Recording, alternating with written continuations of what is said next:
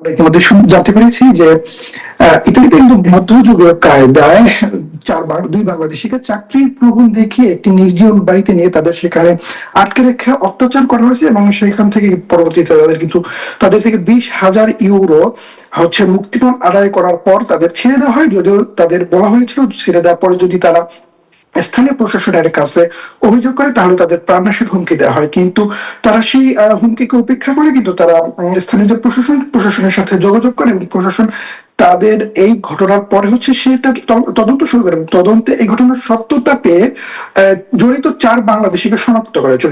এই 4 বাংলাদেশিকে শনাক্ত করার পর দ্রুত সময়ের মধ্যে তাদের মধ্যে 3 জনকে আটক করতে সক্ষম হয় স্থানীয় পুলিশ। তবে মূল অভিযুক্ত যিনি এখনো কিন্তু তিনি পলাতক রয়েছেন। যদিও দেশটির আদালতের নির্দেশ অনুযায়ী কারো পরিচয় এখনো প্রকাশ করা হয়নি, তবুও কিন্তু এই ঘটনায় স্থানীয় কমিউনিটিরা সবাই জানতে পেরেছে যে এরা সবাই মূলত বাংলাদেশী নাগরিক। তারা মূলত লিবিয়ান স্টাইলে তারা এই ঘটনাটি ঘটে গেছে। তবে স্থানীয় প্রশাসন কিন্তু সবাইকে সচেতন করেছে এবং এছাড়াও প্রবাসী বাংলাদেশি যে কমিউনিটি রয়েছে এবং লোকাল যে লোকজন রয়েছে অর্থাৎ ইতালিয়ান যে বিভিন্ন মানবাধিকার সংস্থা রয়েছেন তারা কিন্তু এই ঘটনায় তীব্র ক্ষোভ জানিয়েছেন এবং সবাইকে কিন্তু অত্যন্ত সতর্কভাবে সব বিশেষ করে সব পাহাড়ি অঞ্চল বা কৃষিবিদ অঞ্চলগুলোতে অত্যন্ত সতর্কতার সাথে চলাচলের নির্দেশ দেওয়া হয়েছে।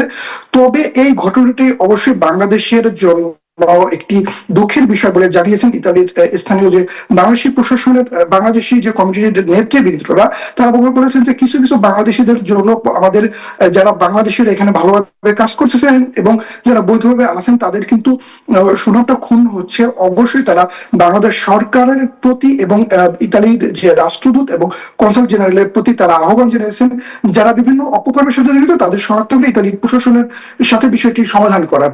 ধন্যবাদ। সাইফুল, আপনাকে ধন্যবাদ।